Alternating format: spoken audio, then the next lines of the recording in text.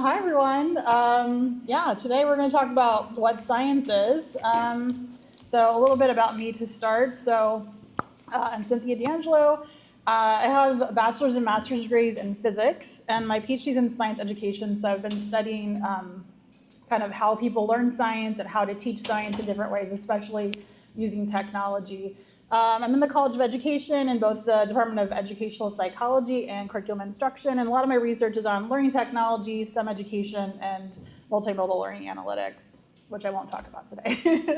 So what I am going to talk about today, a little bit about how science works, so the basics from the philosophy of science, a little bit of the history of science, how we've kind of changed our ideas about what science is over time. And then I'll talk a little bit about why we need science and why we should learn about it, and how understanding and supporting science is more important than ever. And then at the end, I'll talk a little bit about who does science, how that works, and a little about the structure and funding of professional science in today's world. Okay, that's the plan. So first, I'd like everyone to kind of take a minute think to yourself about what your current definition for what science is. So just take a few minutes, think to yourself, if you had to define science in one sentence, what would that be?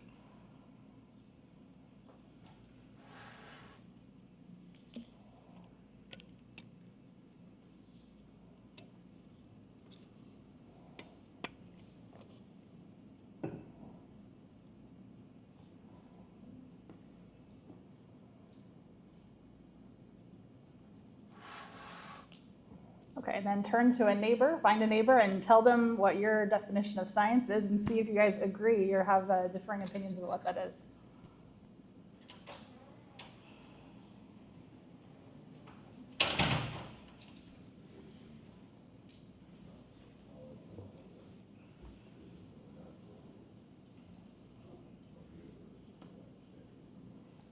Okay, anyone want to share their definition?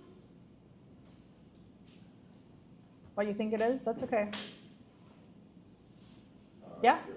Acquisition and application of knowledge about the physical world or universe, if you want to make it real broad. Okay, all right, good. Anyone else? Yeah? The study of how things work in the natural world. Okay. Yeah? Repeatable testing of assumptions. Okay, interesting. Okay, great. So those are all different kinds of ways of thinking about how to talk about what science is. And as we'll go through, we'll talk about what those different things are. Okay, so if you are thinking about what science is, sometimes people conjure in their mind a diagram that looks kind of like this. Maybe when you were in elementary school, there was a poster that looked like this in your classroom. It showed what the scientific method was, and it had these particular steps. And it was really saying that science is doing these particular steps in this particular order, and it's always like this, and this is what the scientific method is. And I think that what we've been trying to do is get away from this kind of model, an idea of what science is and what it looks like. It's very constrained, and there's a lot of sciences that don't follow these steps or don't follow them in this order or don't do some of those things at all. There's definitely sciences that don't do experiments at all. And so that kind of changes this type of thing. So we're trying to get away from this type of model and have a different one and different kinds of things. So then how do we define science? There are actually lots of different possible definitions. I'm not going to give you one particular one, but I think some of the important qualities of those definitions should include that it's a process or an activity that's done by people. And it's also a way of finding things out about the world. It is not a set of facts or knowledge. That is sort of another older way of thinking about what science is, or a more simplistic way. It's not that science, physics is this set of facts that we know about the world, and that's it. But I think science is much more it's an activity that's done, that we're doing something to find out things about the world. Okay, so I want to start by talking a bit about philosophy of science. And so that's a field of study that tries to understand how science works. This field typically studies the history of science and then makes sense of how progress was made throughout time, how science has progressed, how we've come up with better and better ideas about what's going on in the world. And it tries to answer questions like, why do scientists prefer one theory over another? Or what makes something science or non-science, which is a big important point. And I just want to note, I am not a philosopher of science. I'm a science education researcher and a learning scientist. And so a lot of what I'm going to talk about today is sort of a full semester course that I teach on philosophy of science and science education that's kind of being shrunk down to about 45 minutes or so. So we're going to go through a bunch of these things kind of quickly, but if you have questions as we go through, any kind of clarification questions, I'd be happy to answer those as we go through, but there should be time at the end for kind of bigger or other questions. Okay. So let's start with a little bit of vocab. So these three words, facts, theories, and hypotheses, come up a lot when we're trying to start thinking about what science is and how we're going to talk about what that is. And there's, again, sometimes a couple things. One is that our everyday usage of the word theory is very different than the scientific used word. And that can cause a problem when some people are thinking about like what a theory is in science. A theory in science is very different than kind of like, I have this theory about this TV show I just watched or something. And a lot of people think that there's a type of hierarchy where we have hypotheses, and if a hypothesis is confirmed enough times, it becomes a theory, and then a theory, if that's tested enough times, it becomes a fact. But that's not actually how those work. These are actually different kinds of knowledge objects, and they serve very different types of purposes within the realm of science. So a fact would be something very different than what a theory is. A theory has a much stronger, it's more like a model of how things are related to each other and makes predictions and things like that, which is not what a fact would do. And so theories are kind of the main thing that makes science work and that what we're primarily kind of interested in when we're talking about what science is doing. Okay, so far we're good? Any questions?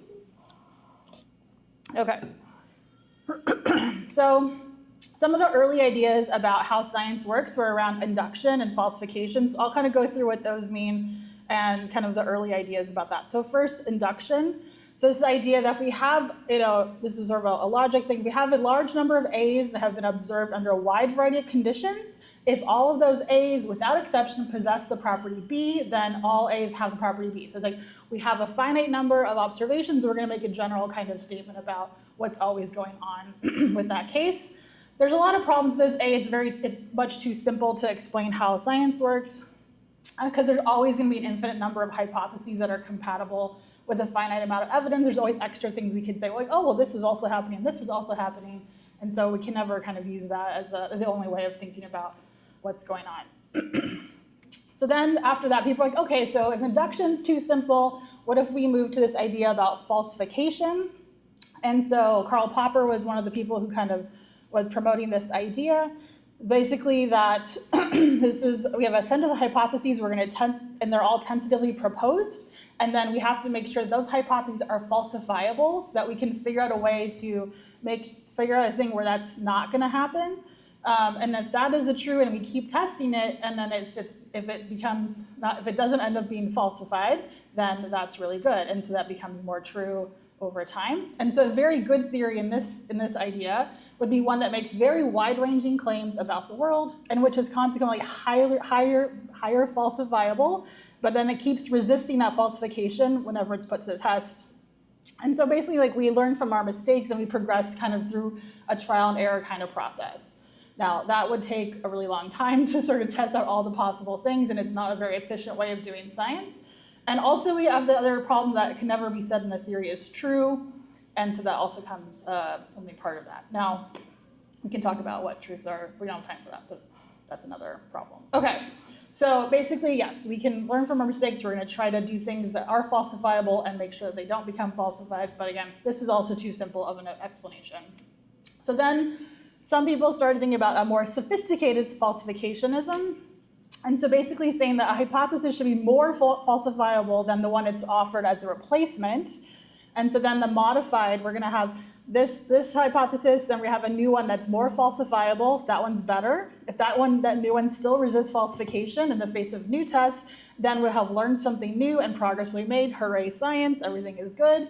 And then this is really focused on, confirming novel predictions from these bold conjectures, and that's really kind of how science grows over time. And this actually was a pretty, a good explanation for a bunch of things for a long time. However, there are some limitations of this.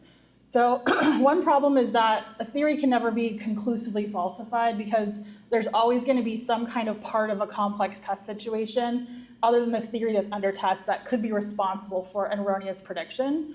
And the other kind of big problem is that historically, this is actually not how science has happened. If scientists had kind of strictly followed this kind of a procedure, basically many of the theories that we say are like the best examples of science would never have happened because they had a lot of problems early on in their development that would have made them falsified, and then people would have stopped working on them, which is not what happened.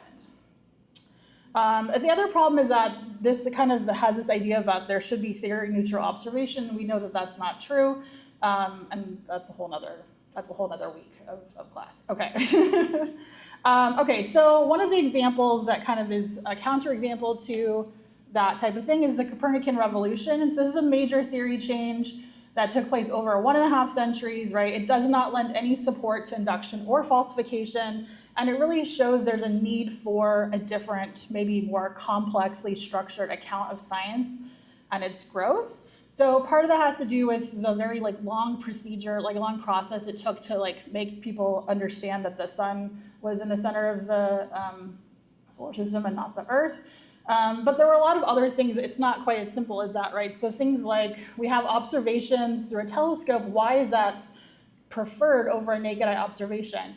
It may sound simple to us, but justifying telescopic observations is actually not a simple, straightforward thing to do, especially at the time when those telescopes are very crude and didn't have the same kind of modern technology that we have. So actually trying to justify that this kind of data collection through a telescope is good and can be trustworthy is a whole big thing.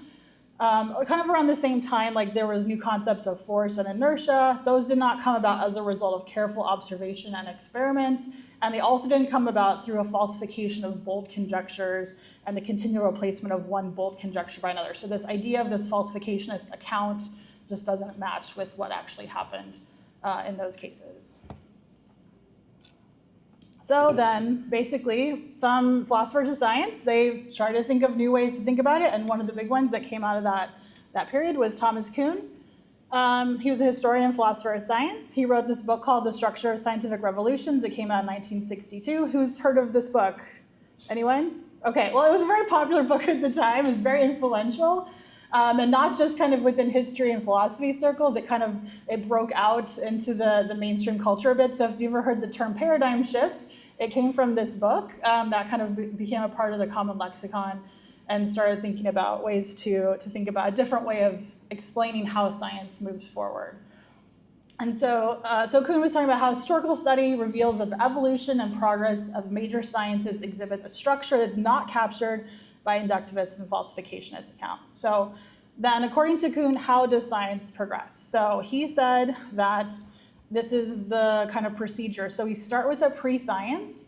So, an early kind of version of science, we don't quite have all the things figured out yet. We're just kind of futzing around, trying to figure out what's going on. We'll try this, pre-science.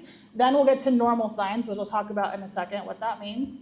It might be in normal science for a long time, but then something weird happens. We have a crisis. We need to figure that out. We can go into a revolution, and then we'll have a new normal science and then continue on that cycle, or that crisis can be resolved and we'll go back to our normal science. Those are the options, right? And so on. And so that's sort of how things will progress over time. We'll go through these very dramatic revolutions that will change how we think about science. And so the Copernican revolution is one example of what he was talking about as a revolution. We had thought, a lot of people thought, okay, the Earth's in the center. They had all these complicated ways to, epicycles to account for the other movements of the moon and Mercury and things like that.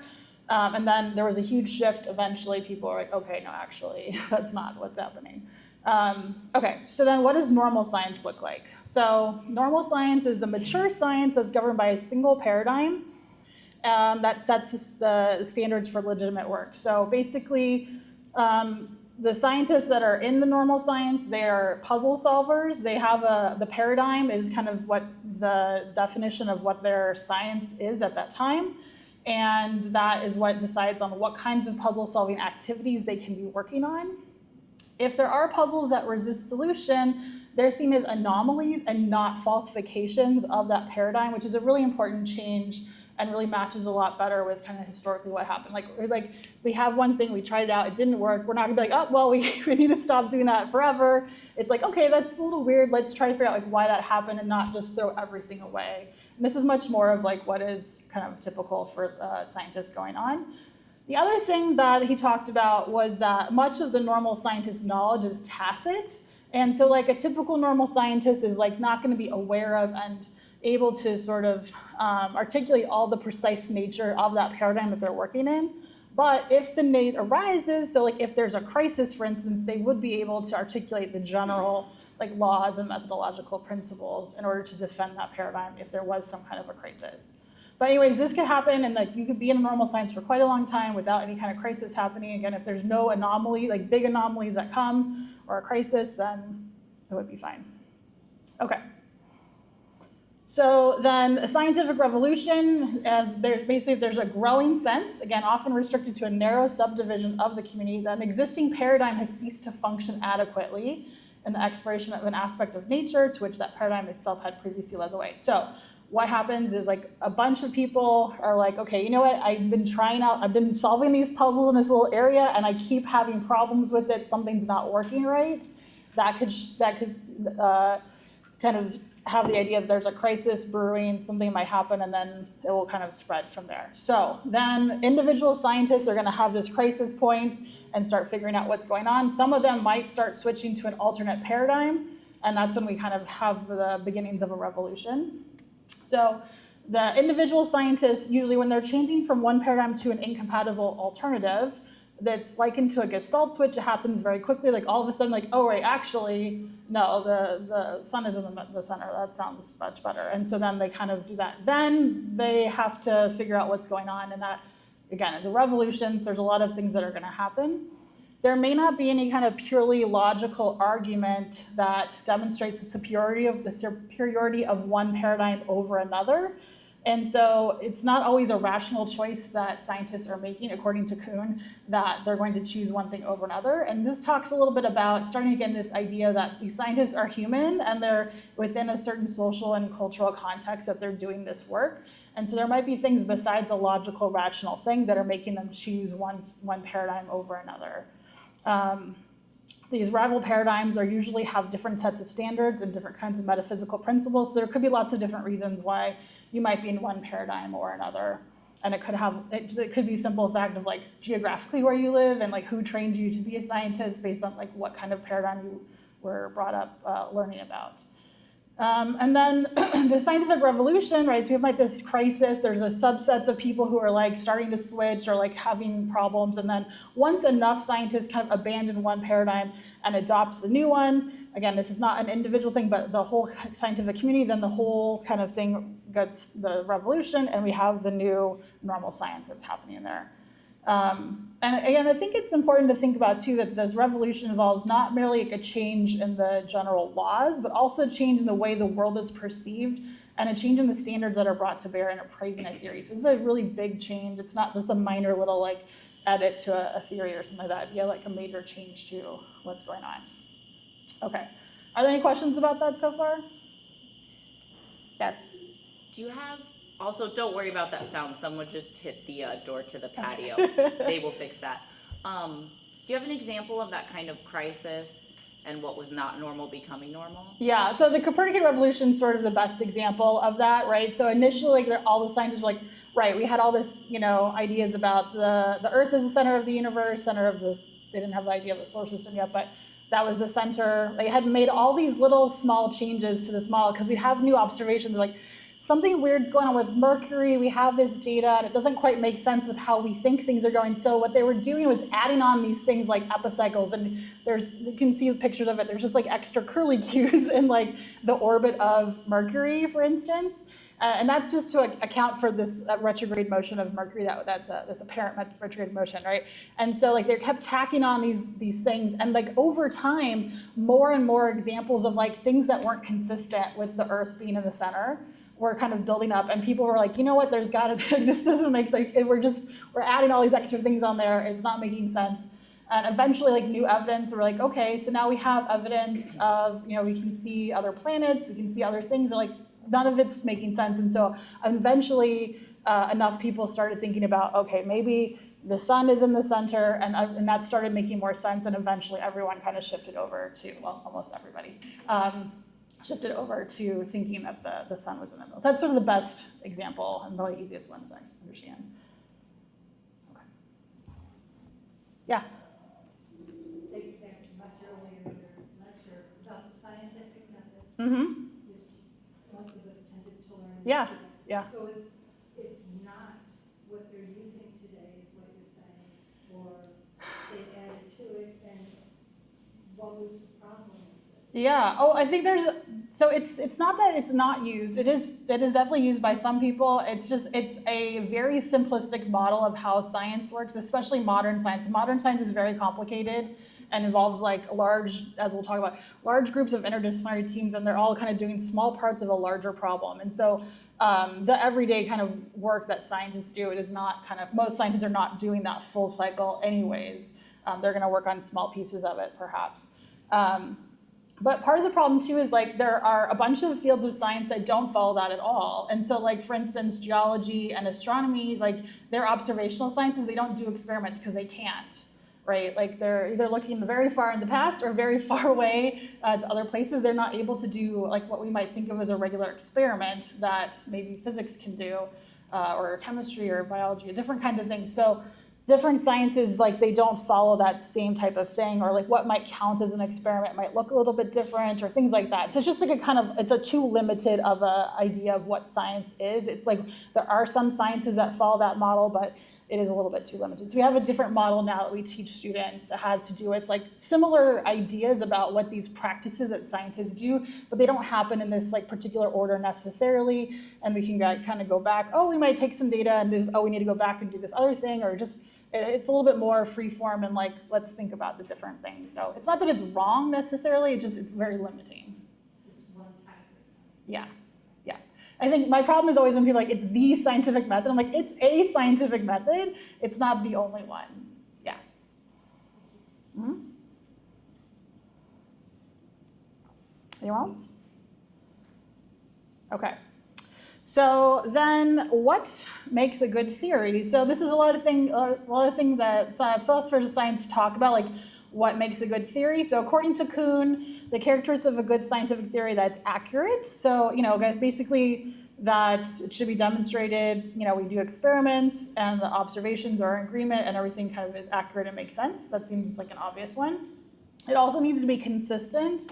So it needs to be consistent with itself internally, but it also needs to be consistent with other currently accepted theories that are in a related kind of area. So that's really important that it has consistency across different theories.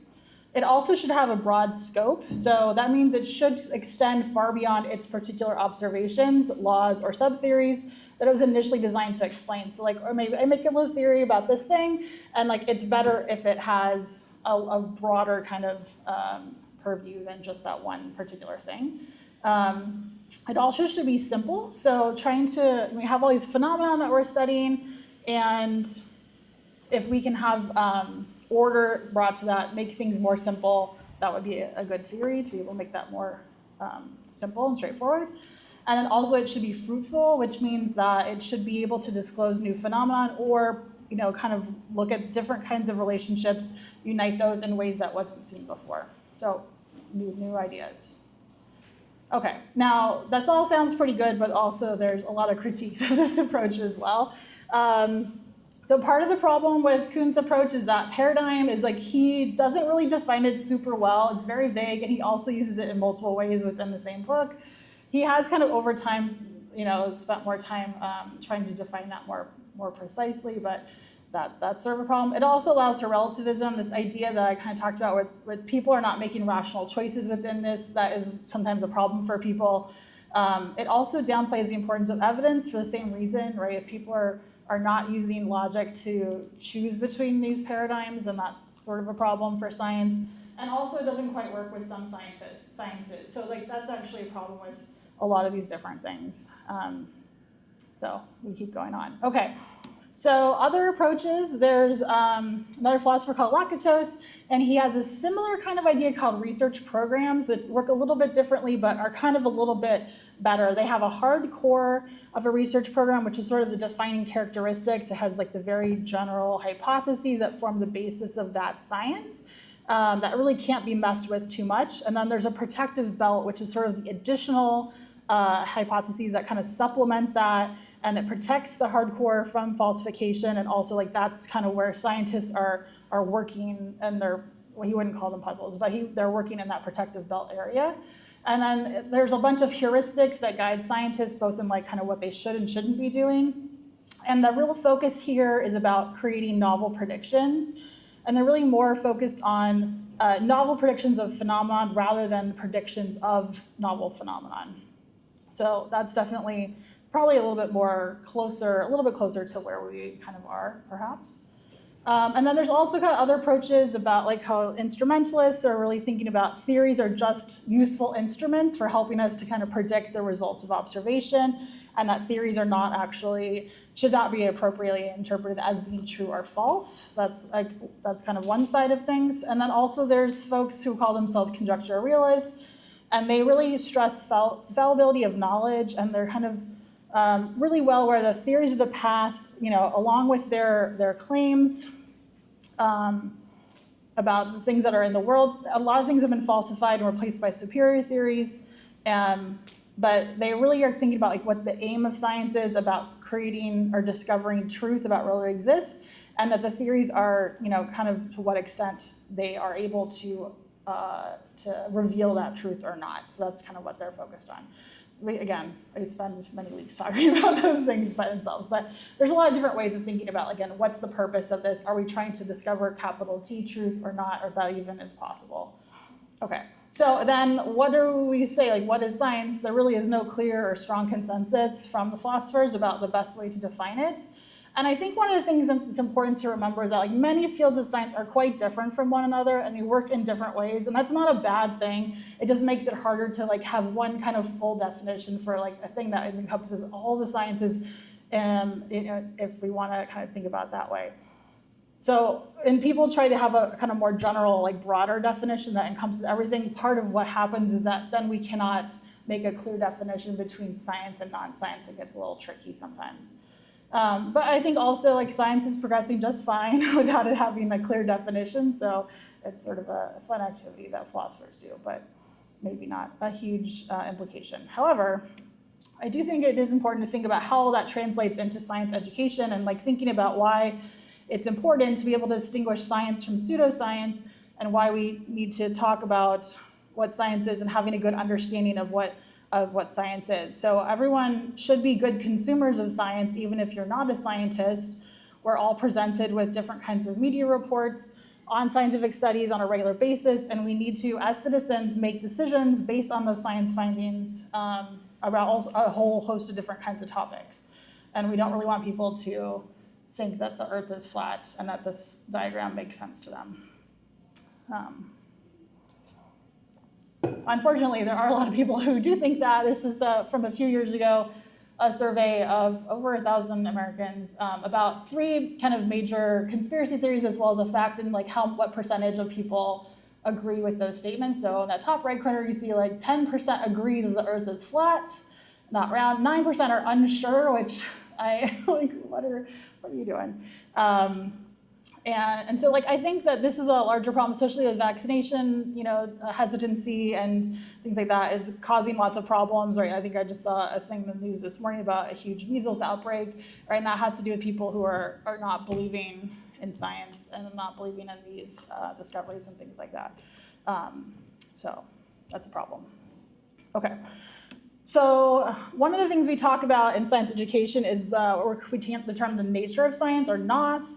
And so NOS is a domain that kind of blends insights and expertise from philosophy, history, sociology, and psychology of science, which kind of gives us a rich description of what science is and how it works, and how scientists operate as a social group, and how society itself both directs and reacts to scientific endeavors. So one of the kind of key differences of this from what we had just talked about was really kind of bringing in more about the social and kind of humanistic kind of approach, like pieces of science that are what happens.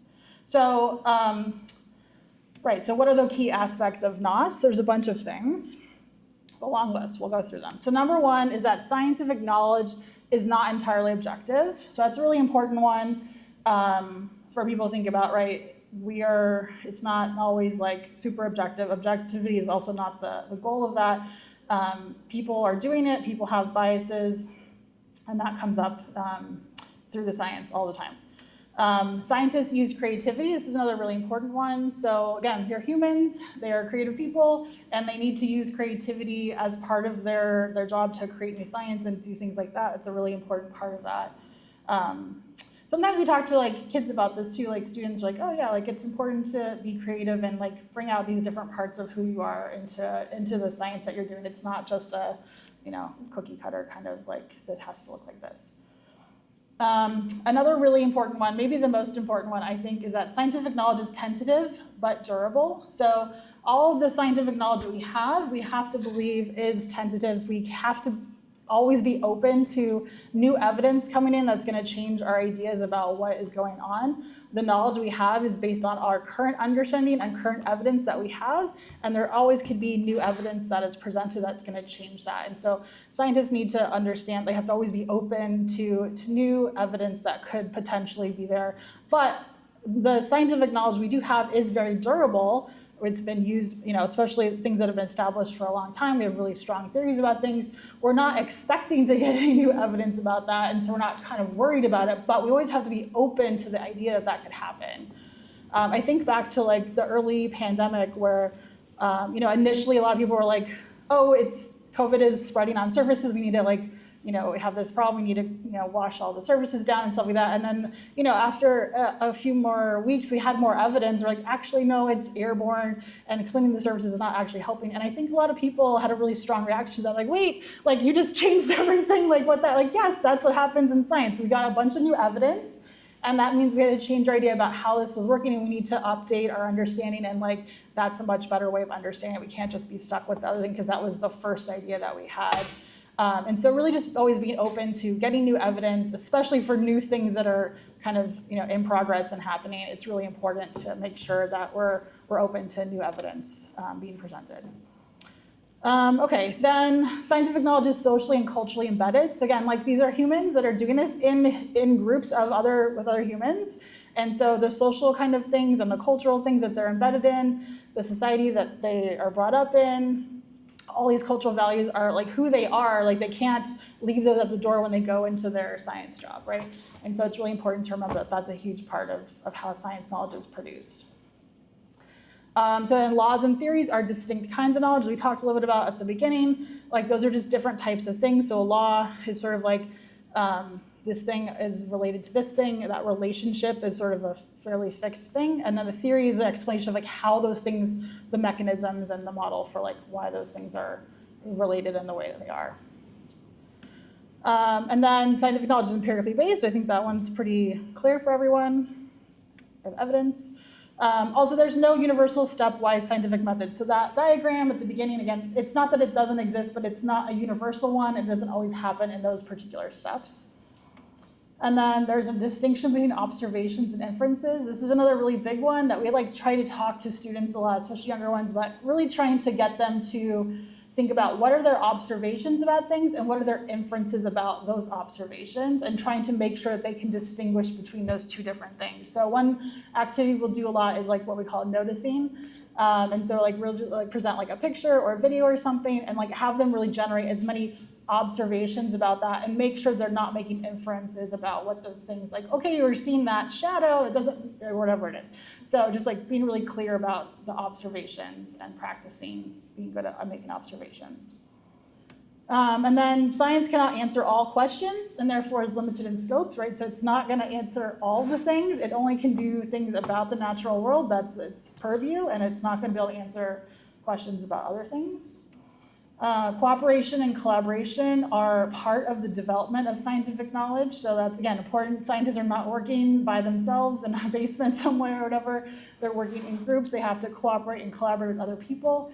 it's a really important part of how science works, is talking to other scientists, talking about your ideas, working through that with other people and collaborating, because one person can't do everything.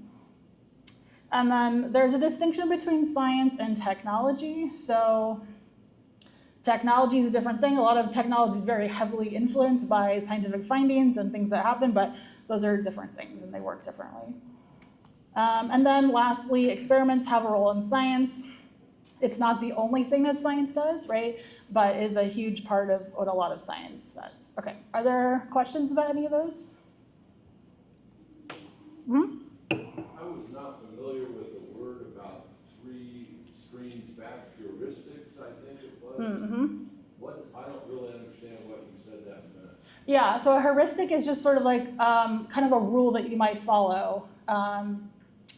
Sometimes it's like an algorithm or different things. It's just like this is how we do things this way, or we don't do things this way, that type of thing. So just sort of basic rules that we're gonna follow that are part of like what we're doing, basically.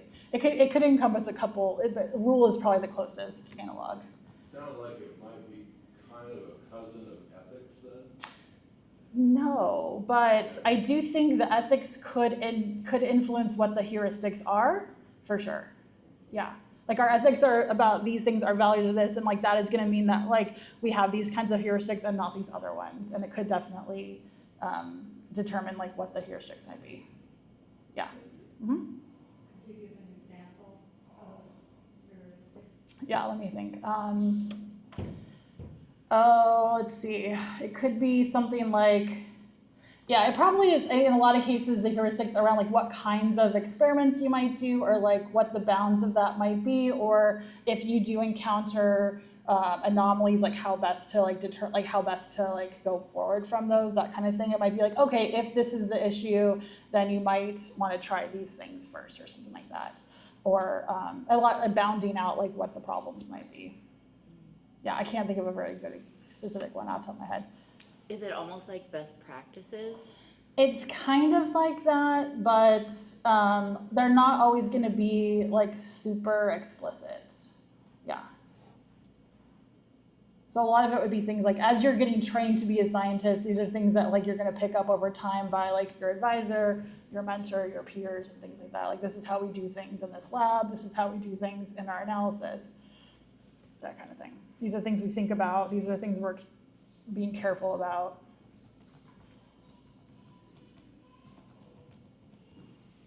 Other questions? Okay, so then how does science produce reliable knowledge? There's a couple different ways of thinking about this. This list is from Ms. Oresky's book. So she has these 5 different kind of main things. So one is consensus. And I think the thing I want to talk about here is really kind of remembering that the lack of consensus in the media or in some kind of social space is not the same as lack of consensus in the scientific space, right? So like, for instance, scientists are very clear that like climate change is happening, we're the cause of it, and we're all in a lot of trouble if we don't do things to mitigate it very soon, right? But then the media might portray that as much more of a potential issue, or not as much of a huge consensus as it is in the scientific community. And then in terms of method, so sometimes like evidence comes in very messy forms because it's messy. Like the data we get sometimes is like very messy. And so it's just kind of important to like not see if it is very messy, then the thing is not very methodologically kind of sound. Sometimes it's really difficult to meet those standards, or it could be unsuitable or unethical to do certain kinds of research or research designs. And so it's just kind of important to kind of distinguish those things. Evidence, obviously we talked about that. Evidence is a huge part of how we produce reliable knowledge. Also, values are really important too, and that depends on like what kinds of scientific things we're going to study and which ones we're not. And then lastly, humility. So again, scientists are, again, people. They're well-intentioned for the most part, they're hardworking, and those people in the past have drawn conclusions that we now view as incorrect. And so just remembering that, like, again, we don't know everything, and like things are possibly going to change, and how we think about things are going to change in the future, and that we're just one part of that larger picture. Okay, so how does sort of modern science work, right? doing modern science takes large groups of, a lot of times, interdisciplinary people working together. Those people have to be trained somewhere. They need equipment and tools to collect and analyze data. They need to be able to talk to each other and communicate about their findings and approaches. And all that takes money, and our society requires that. So that's kind of a big problem right now. This is Pastor's quadrant that sometimes people talk about in terms of like, there's different kinds of scientific research done. They happen in different kinds of places typically. So pure basic research, so when we're thinking, we're not really considering the immediate use of that knowledge that we're looking at, but we're trying to more just look at a quest for fundamental understanding. That pure basic research is typically what happens at a lot of universities, things like, understanding the structure of the atom and like really basic kinds of things that don't have an immediate application to them. That's what we would call basic research. Again, that's what happens mostly at universities. Down in the bottom right corner, pure applied research. So we're like really just like, we have this particular need, we need to figure out this thing, figure that out. So things like a lot of inventors like Edison and like all that, industry and government, they work in that space primarily, that they're doing more applied research that has an immediate use for it. Then there's Pastor's quadrant, which is the upper right, that has use-inspired basic research. It's a little bit harder to think about. So it has some immediate potential use, but it is also very much about like the basic, really trying to understand this thing better. And so, Louis Pasteur had, we have early vaccines and stuff like that. So that's an example of that. So sometimes that happens at universities and sometimes it happens in industry. It sort of depends on the case there. So that's sort of how that works. Okay, so back to basic research. So how is basic research funded? So again, that primarily happens at universities like the one here. The way that works is that scientists apply for grants. So like at the National Science Foundation or the National Institutes of Health, we spend a lot of time putting together those grant applications. They go through a very thorough multi-step vetting process by other peer scientists, through different stages of that. Few grants get awarded, depending on which programs and things like that, somewhere between 15 and 20% on average, but certain ones are a little bit higher, some are lower than that. Those grants then fund graduate students to work on those projects and be trained on how to become future scientists. It pays for equipment and data collection costs, which in some cases can be quite extensive. And then it also pays for like a course buyout for someone like me to help manage that project and do that, so I don't have to spend as much time teaching, so I could have slightly different setup of things. So science is a public good, and so it makes sense that the federal government should be funding this. There's a very good return on investment. So again, this is the basic research that's done. A lot of industry, they don't have the infrastructure or the desire to do basic research because there is no immediate need for that. And so they rely on university research to do the basic research, and then take that and then they apply it in particular cases and then develop things that is beneficial for everybody. So these grants include general costs for facilities and administration, and that is a really big problem right now. It's under attack kind of at the federal government right now. So typically, for NSF, it's a certain percentage of the budget that goes to these F&A costs. We sometimes call them indirect costs. Those rates are negotiated with Congress on a regular basis. So each university has a slightly different percentage that they charge for that based on what kinds of infrastructure they have.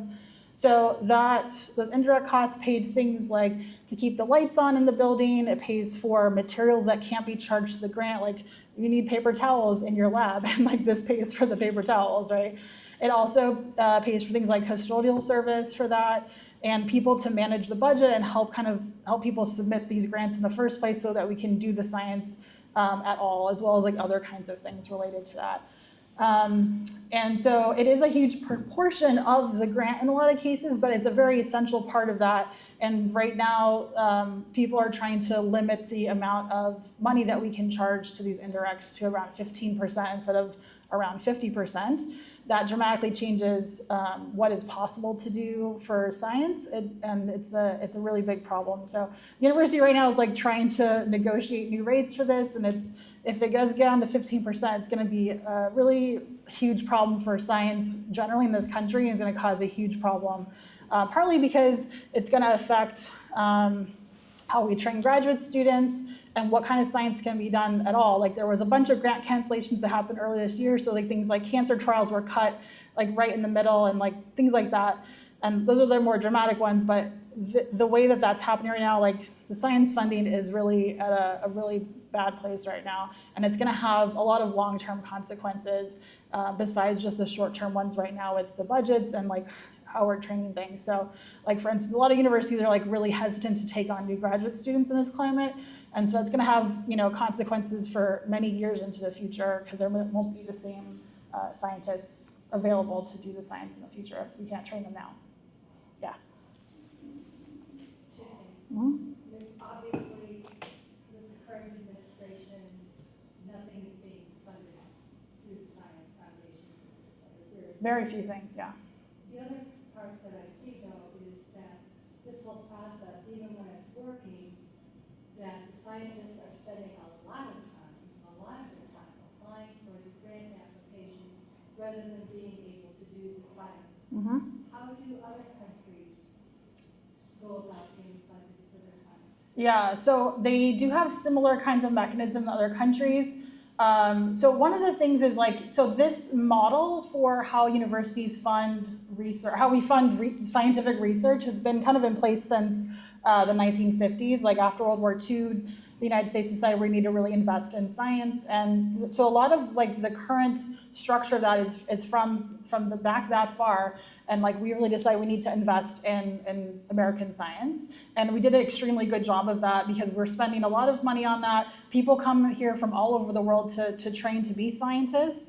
And we basically have like the best kind of science producing structure and infrastructure in the whole world. Other countries do have similar kinds of things, but not the same scale that we have. Their grants are usually smaller or like very limited. They have different kinds of structures for that are just not as robust and kind of, they just haven't invested the same way that we have. And so, yeah, so basically, we were the greatest kind of at doing science, and like it's all kind of falling apart right now. And so people aren't wanting to come to the United States to learn to be scientists, and there are also like basically no funding or very little funding for science right now in general. So it's kind of a scary time for science generally. Yeah. Other questions about that? Okay. Right, so a little bit just kind of to wrap up. So like why science? Like science is not perfect, but it is one of the best ways we have of figuring things out about the world around us. And like that understanding sometimes leads to us being able to apply that knowledge and design solutions to our problems. It's how we get vaccines and computers and satellites and life-saving medical advances. Like I'm standing here talking to you now because of science. I would not otherwise be alive. And I think that's worth protecting. So I hope that everyone can kind of take that going forward and try to fight to keep science around. Since we're at a library, I thought I would end with some future reading if this is an interesting topic to you. So if you're interested in like the philosophy of science part, there's this book called What Is This Thing Called Science by Chalmers that I think is a really nice summary of all those kinds of things I talked about. Of course, you can also read Kuhn's book. There's been multiple editions of it. And then the book by Naomi Oreskes, which is called Why Trust Science, that came out a few years ago, which is also quite good for kind of understanding how the public understands and engages with science. So I'll end there. These are my email and my website if you're interested. But thank you so much. I'll be happy to take more questions.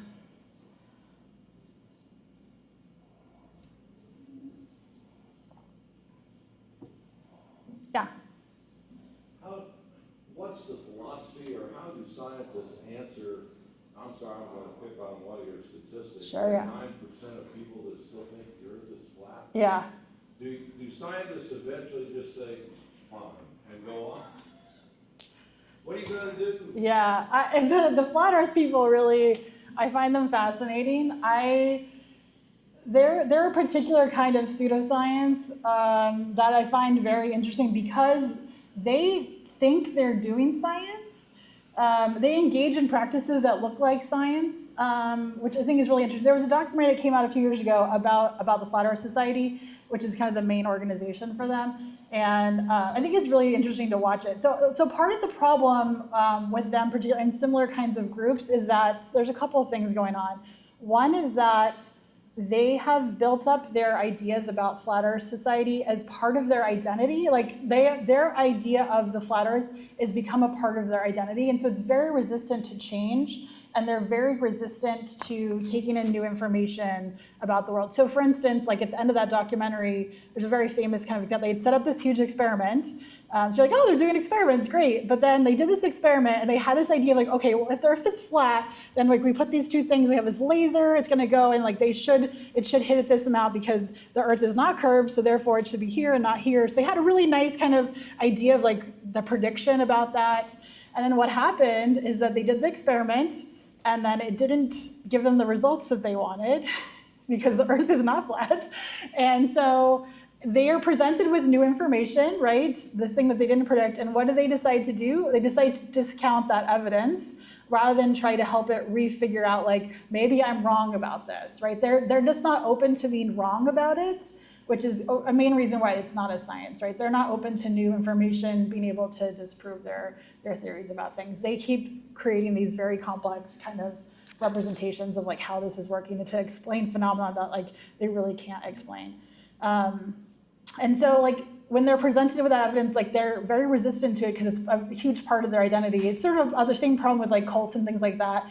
Like it becomes a part of people's identity, and it's just really, really hard to change ideas that are tied to people's identities. So yeah.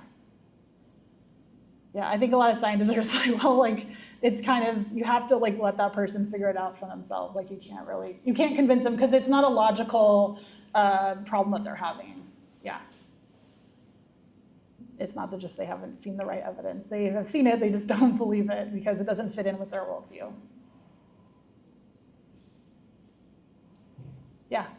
Has there been a philosophical shift for you in the way that you saw science starting as an undergrad and doing some graduate work? So now you're studying the way that people teach others about it? That's a good question. So I started as a physics major. I was an astrophysics major in undergrad. And I think the main thing is that like, oh, right, like how people get along with other people and like how well you are at like networking and how well you are at like kind of talking to other people has a huge impact on like how successful you are as a scientist. I think I hadn't like really fully grappled with that as an, like you really don't have experiences to kind of think about that as an undergrad, but now it's something I talk to my grad students a lot about. Like it's really important we go to conferences, it's important we talk to other people, it's important that they see your face and hear you asking questions and talk to you, and like that's a really, that interchange of ideas, even in like kind of informal environments, like if we might go to a talk and then like go to a bar afterwards, and like having those informal conversations about our ideas about how things work is a really important part of developing as a scientist and like being part of a scientific community. So there's a lot of research on what's called a communities of practice that we talk about in the learning sciences. And so this idea of like how you become a scientist, like one idea is like this apprenticeship type of model. And so I think like some sciences go through that type of thing where you're going to slowly like learn, you know, kind of what's called like legitimate peripheral participation, but small tasks on the outside of that practice, and then slowly getting closer to the kind of main core practice of that community and learning the vocab and learning how people talk about things. All of that is a really important part of becoming part of that community and being a full member of that community. And so like those informal kind of conversations are actually very important to developing as a scientist. I guess that would be what I would say.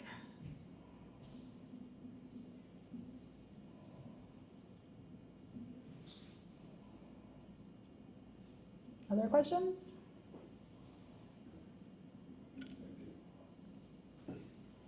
Okay, I think we can end there. Thanks.